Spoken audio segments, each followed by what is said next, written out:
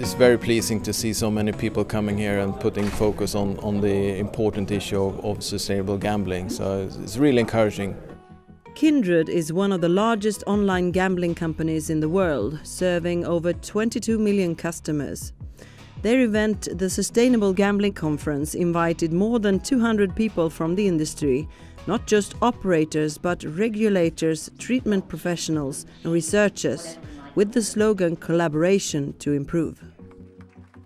So the race towards zero is very much a reality and also on for us. Gambling is an old habit in society, but the development of new technology has radically changed the industry. Betting shops and handwritten lottery coupons are replaced by advanced and immediate 24/7 online experiences.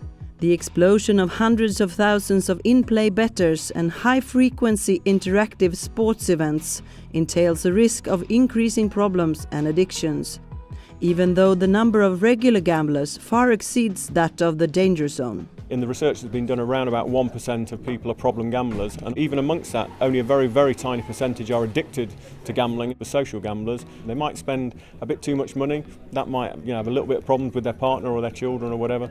But I've never seen any research looking at social gambling that said it's bad in any way. The conference in Stockholm took place ahead of new local legislation that will be put into practice in January 2019. The new Gambling Act requires any operator in Sweden to hold an authorized license and to step up their consumer protection. Kindred is far ahead in making gambling less harmful, and one of the key factors is to discover problem gamblers at an early stage. So PSCDS is a system that once we detect, we have trained experts who will actually build a profile on the customer. They will analyze and say, okay, what is the best way to promote a responsible gambling tool or promote maybe you should have a break. And that actually helps both us to have a sustainable business, but also on a societal level that we can minimize harm that happens through the gambling problem.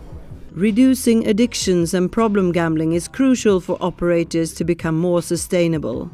But not only for legal or social reasons, but to the survival of the companies on the market.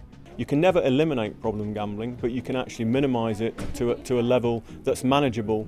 And I think some companies now, Kindred have been saying at this conference, the amount of income they get from problem gamblers is going down and down and down. That's how you be sustainable. What you want as a company is you want someone to start gambling with you and still be gambling with you 40 or 50 years later.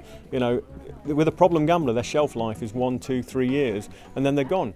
That's why we have to work together to minimise problem gambling. It's all about player protection. If you do that, then you will have a sustainable industry. It's really when you get the full organization behind it, that's when you can really create a difference.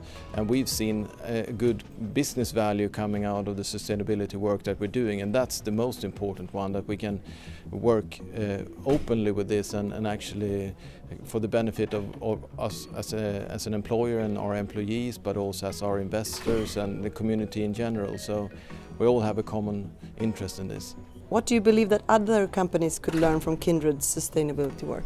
I think to just try and just go for it. I know there's always a lot of stigma sometimes with responsible gambling, and some companies might think it's only so bad for the business, but we've seen in the long run it's actually better.